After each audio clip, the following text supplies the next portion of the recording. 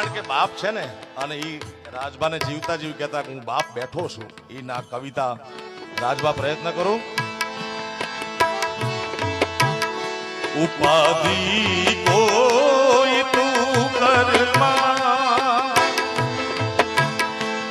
ઉપાધિ કોઈ તું કરમાં, હજી હું બાપ બેઠો છું, હજી તારો બાપ બેઠો છું.